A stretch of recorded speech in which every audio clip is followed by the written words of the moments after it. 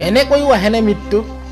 প্ৰেমিকৰ সৈতে বিয়াত বহিবলৈ পলাই যাওঁতে বাটতেই মৃত্যু হ'ল প্ৰেমিকা হয় ঘৰুৱা কিছু বাধাৰ কাৰণে তেওঁলোকে পলাই গৈছিলে আৰু প্ৰেমে যিহেতু নামানে বাধা আপোনালোকে জানে আৰু এই বাধা নেওচি তেওঁলোক পলাই গৈছিল আৰু পলাই যাওঁতে আধা বাটতেই প্ৰেমিকাৰ মৃত্যু হ'ল আহকচোন সম্পূৰ্ণকৈ ভিডিঅ'টো চাওঁ বহুত দুখ লগা এটা ঘটনা ধেমাজিত সংঘটিত হ'ল কেনেকৈ কি হ'ল অবিশেষ আপোনালোকে ভিডিঅ'টো চালে গম পাব গতিকে চাওক ভিডিঅ'টো মিছ নকৰিব বহুত দুখ লাগিলে তেওঁলোকৰ ছোৱালীজনী আত্মাই যাতে শান্তি পায় তাকে কামনা কৰিছোঁ চাওকচোন ভিডিঅ'টো আপোনালোকে জন্ম মৃত্যু আৰু বিবাহ জন্ম মৃত্যু বিবাহ এয়া নেদেখাজনৰ হাতত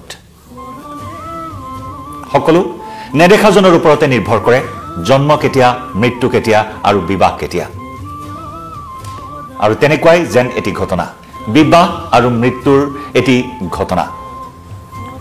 আৰু এই ঘটনা শুনি আপোনাৰ মনলৈ প্ৰশ্ন আহিব যে এনেকৈও আহেনে মৃত্যু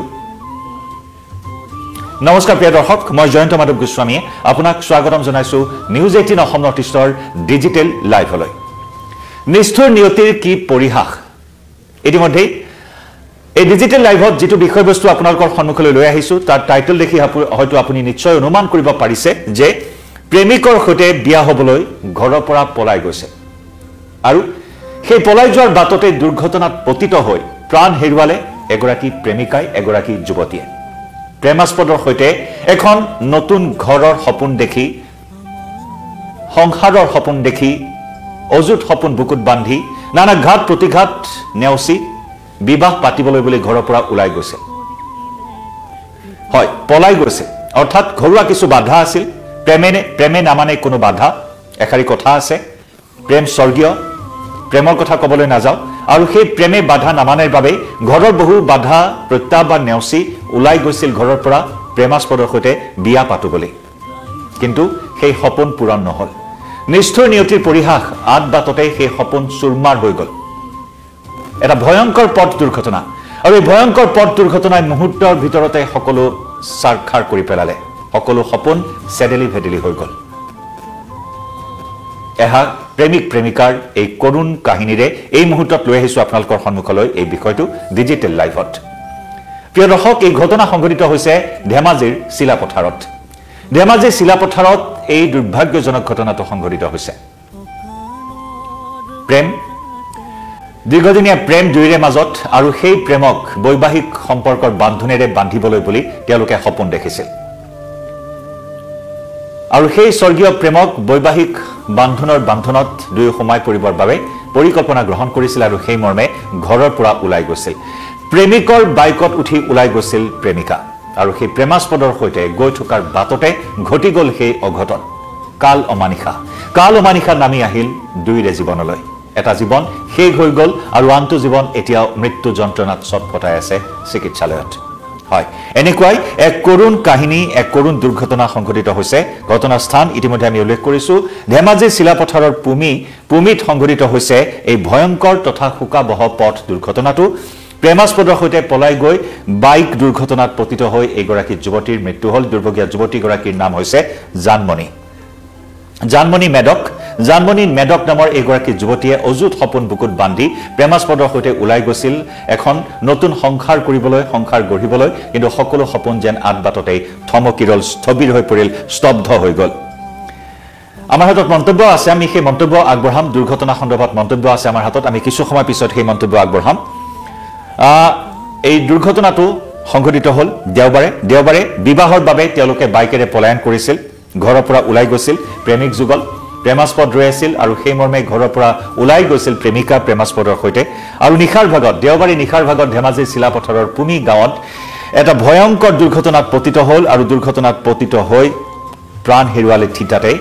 জানমণি মেডক নামৰ দুৰ্ভগীয়া যুৱতীগৰাকীয়ে থিতাতে প্ৰাণ হেৰুৱালে এই দুৰ্ঘটনাত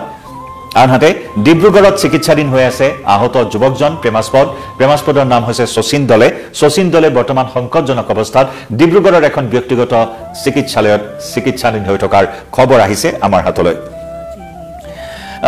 আমি পুনৰ জনাইছো শিলাপথাৰৰ ভাঙিদিয়া গাঁও যুৱকজনৰ ঘৰ হৈছে শিলাপথাৰৰ ভাঙিদিয়া গাঁও শচীন দলে এই শচীন দলেৰ সৈতে প্ৰেমৰ সম্পৰ্ক আছিল যুৱতীগৰাকী চিলাপথাৰৰ ভাঙি দিয়া গাঁৱৰ শচীন দলেৰ সৈতে জানমণি মেডকৰ প্ৰেমৰ সম্পৰ্ক আছিল কিন্তু ঘৰুৱা কিছু হয়তো বাধা আছিল সেয়া ব্যক্তিগত একান্ত ব্যক্তিগত কথা সেইখিনি আমি ক'বলৈ নাযাওঁ কিন্তু দুৰ্ভাগ্যজনক কথাটো হৈছে যে তেওঁলোকে যি সপোন দেখি ঘৰৰ পৰা ওলাই আহিছিল সেই সপোন এখন সংসাৰ গঢ়াৰ সপোন আৰু সকলো যেন থানবান হৈ গ'ল আৰু সেয়েহে কোৱা হয় যে জীৱন জন্ম মৃত্যু আৰু বিবাহ এয়া কোনেও নাজানে তেনেকুৱাই যেন এটা ঘটনা ঘটি গ'ল এই হাল প্ৰেমিক যুগলৰ ক্ষেত্ৰত ভাষ্য আছে আমাৰ হাতত ভাষ্য আগবঢ়াই লৈছো আপোনালোকৰ সন্মুখত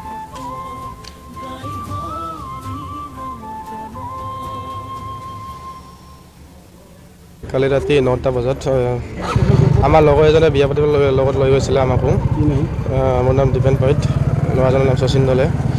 লগতে ঘৰ ভাঙি দিয়া চিচি মুখ বলুখাগুৰি শুনিছিলোঁ আমি ইমানকৈ গম নাপাওঁ লগৰজনে লৈ আনিছিলে আমাক লগত আহিবলৈ তাৰপিছত লগৰজনে ছোৱালীটো আনিছিলে লগত বাইক এডাল দিলে আকৌ লৈ গৈছিলে পিপলগুৰি টাৰ্ণিং পইণ্টত এক্সিডেণ্ট হৈ আছিলে পিছে পিছে আমি আহি আছিলোঁ দেখিছিলোঁ তাৰপিছত 108 কল কৰিলোঁ আৰু লগৰ ওচৰ চুবুৰীয়াক মাতিছিলোঁ গম পোৱা নাই আগতে গৈ আছিলে আমি পিছে পিছে আহিছিলোঁ ছাইডত পৰি থকা অৱস্থাত বাইক তলত আৰু মানুহ দুজন তলত ছাইডত এইটোতো মই গম নাপাওঁ ল'ৰাজনেহে গম পাম তথাপিও হ'ব 3 years বেংগলৰ আছিলে নাই বিয়া পাতিব নহয় ঘৰ চলাবলৈ লৈ আহিছিলে হ'লেও তাৰ ঘৰত অলপ অসুবিধা বিয়া পাতিবলৈ মন বাঢ়িছিলে বিয়া পাতিছে বিয়া পাতিবলৈ বেংগলত থকা নাই আৰু এই দুৰ্ভাগ্যজনক ঘটনাৰ সেয়া ভাষ্য আগবঢ়ালে আত্মীয় অত্যন্ত এটা শোকাবহ ঘটনা য'ত ধেমাজি চিলাপথাৰৰ ভূমিত এই দুৰ্ঘটনা সংঘটিত হ'ল বাইকৰ দুৰ্ঘটনা কিন্তু বাইকখন কেনেদৰে দুৰ্ঘটনাত পতিত হ'ল সেয়া অৱশ্যে এতিয়াও স্পষ্টকৈ জানিব পৰা হোৱা নাই বাইকখন কেনেদৰে দুৰ্ঘটনাত পতিত হ'ল কিন্তু এই দুৰ্ঘটনাৰ ঠিতাতেই পুমি গাঁৱত সংঘটিত হোৱা ধেমাজি চিলাপথাৰৰ পুমি গাঁৱত সংঘটিত হোৱা এই দুৰ্ঘটনাত ঠিতাতে প্ৰাণ হেৰুৱালে জানমণি মেডক নামৰ যুৱতীগৰাকী জানমণিৰ সকলো সপোন ভাঙি চুৰমাৰ হ'ল সকলো সপোন ভাঙি থানবান হ'ল শচীন দলেৰ এই হাল প্ৰেমিক যুগল এই হাল প্ৰেমিক যুগলৰ সপোন আধৰুৱা হৈ ৰ'ল তেওঁলোকে ঘাট প্ৰতিঘাত নেওচি এখন ঘৰ সজাৰ বা আপোন এখন সংসাৰ কৰাৰ সপোন দেখিছিল কিন্তু নিষ্ঠুৰ নিয়তিৰ পৰিহাসত সকলো শেষ হৈ গ'ল নিমিষতে সকলো চাৰখাৰ হৈ গ'ল কাৰো জীৱনত এনেকুৱা ধৰণৰ পৰিস্থিতি নাহক তাৰেই কামনা কৰিছোঁ প্ৰিয় দৰ্শক আপুনি কিভাৱে এই বিষয়টোত জনাওক আপোনাৰো মতামত লগতে এই মুহূৰ্তত লাইভৰ পৰা বিদায় লৈছোঁ আৰু লগতে ভাষ্য আকৌ এবাৰ আগবঢ়াইছোঁ কালি ৰাতি 9টা বজাত আমাৰ লগৰ এজনে বিয়া পাতিবলৈ লগত লৈ গৈছিলে আমাকো মোৰ নাম দীপেন পৈত ল'ৰাজনৰ নাম শচীন দলে লগতে ঘৰ ভাঙি দিয়া চিচি মুখ বলুখাগুৰি শুনিছিলোঁ আমি ইমানকৈ গম নাপাওঁ লগৰজনে লৈ আনিছিলে আমাক লগত আহিবলৈ তাৰপিছত লগৰজনে ছোৱালীটো আনিছিলে লগত বাইক এডাল দিলে আকৌ লৈ গৈছিলে পিপলগুৰি টাৰ্ণিং পইণ্টত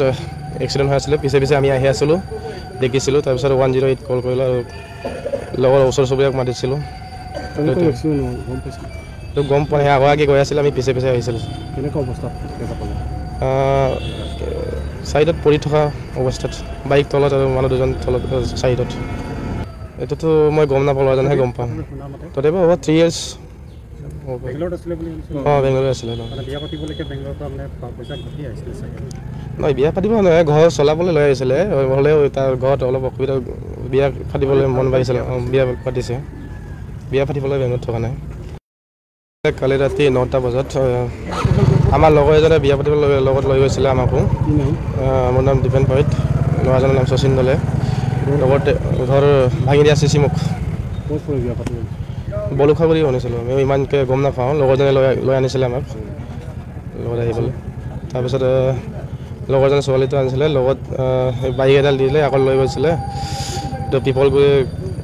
টাৰ্ণিং পইণ্টত এক্সিডেণ্ট হৈ আছিলে পিছে পিছে আমি আহি আছিলোঁ দেখিছিলোঁ তাৰপিছত 108 কল কৰিলোঁ আৰু লগৰ ওচৰ চুবুৰীয়াক মাতিছিলোঁ গম পোৱা নাই আগতে গৈ আছিলে আমি পিছে পিছে আহিছিলোঁ ছাইডত পৰি থকা অৱস্থাত বাইক তলত আৰু মানুহ দুজন তলত ছাইডত এইটোতো মই গম নাপাওঁ ল'ৰাজনেহে গম পাম তথাপিও হ'ব 3 years বেংগলৰ আছিলে নহয় বিয়া পাতিব নহয় ঘৰ চলাবলৈ লৈ আহিছিলে হ'লেও তাৰ ঘৰত অলপ অসুবিধা বিয়া পাতিবলৈ মন বাঢ়িছিলে বিয়া পাতিছে বিয়া পাতিবলৈ বেংগত থকা নাই কালি ৰাতি 9টা বজাত